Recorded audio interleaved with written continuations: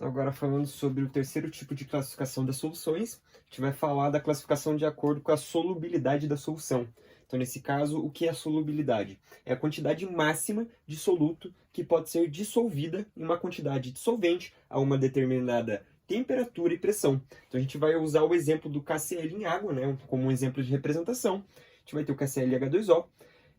A solubilidade que a gente tem conhecimento é que 34 gramas do KCl, do sal, pode ser dissolvido em 100 gramas de água a 20 graus Celsius. Então, a representação fica como 34 gramas de KCl a 200 gramas, a 100 gramas de H2O a 20 graus Celsius. Então, a gente vai ver dos tipos de solubilidade. Então, a gente vai ter o tipo de solução saturada, em que a quantidade do soluto é igual àquela especificada pela solubilidade. Então, veja que a gente vai ter 34 gramas de KCl a 200 gramas, a 100 gramas de H2O a 20 graus Celsius. Veja que, nesse caso, é exatamente igual à solubilidade específica desse tipo de sistema. Então, nesse caso, a gente está no volume, a gente está na quantidade máxima de soluto para essa quantidade de água. Então, nesse caso, qualquer grama que a gente adicione a mais, vai existir o corpo de fundo, né? Que é quando, por exemplo, você toma o seu café, coloca muito açúcar e no final do café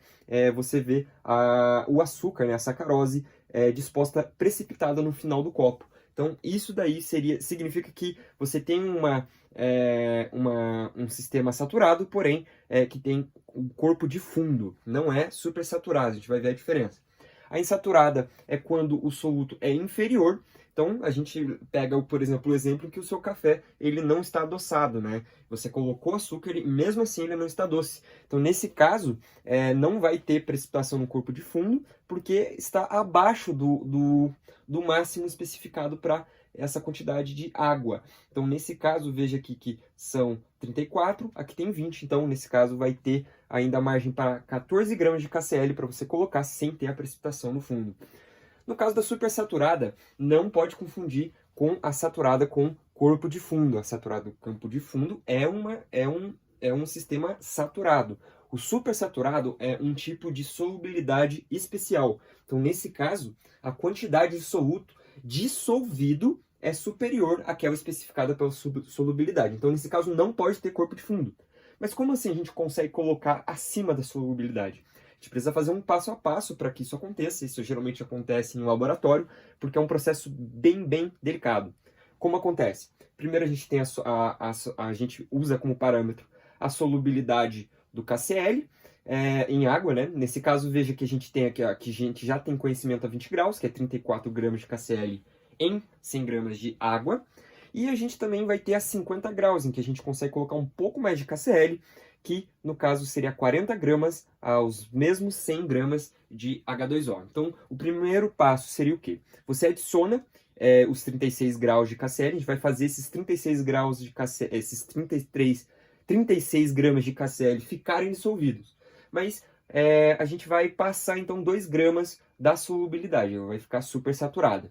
Então veja como a gente faz. Primeiro a gente adiciona os 36 gramas aos 100 gramas de H2O a 20 graus. Veja que vai ter o corpo de fundo, porque nesse caso ela está saturada com o corpo de fundo.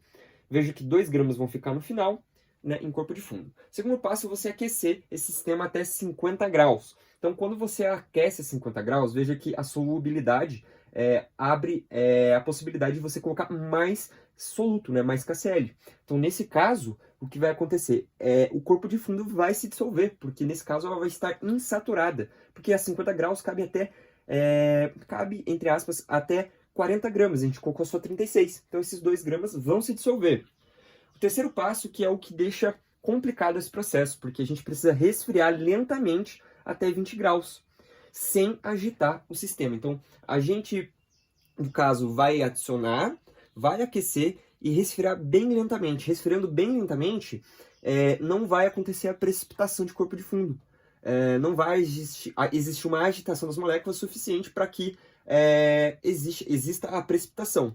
Mas qualquer movimento que a gente faça no recipiente que a gente está realizando o experimento, vai voltar a ter o corpo de fundo. Então, por isso que é um processo que é especial. Então, Lembrando, não pode confundir supersaturado com saturado com precipitação ou corpo de fundo.